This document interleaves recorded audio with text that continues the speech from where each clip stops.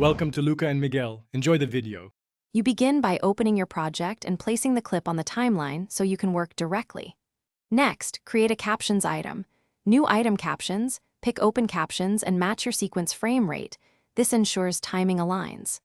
Once done, drag the captions item onto a track above the video and snap its start to the playhead.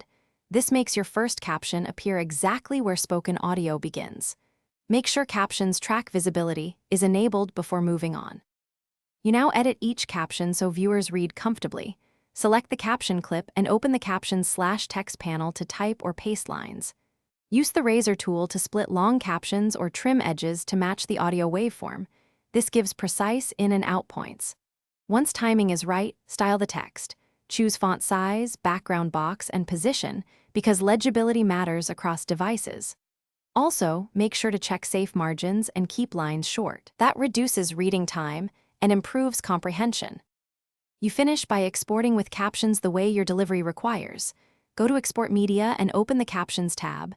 Choose Burn Captions into Video for universal playback, Embed for containers that support it, or create Sidecar SRT for platforms that prefer external files. Once exported, test the file in the target player to confirm appearance and sync. If captions don't show, check for a frame rate mismatch, wrong caption format, invisible track targeting, or disabled captions display. Fix that and re-export. Thanks for watching and please subscribe. It's the best investment you'll ever make.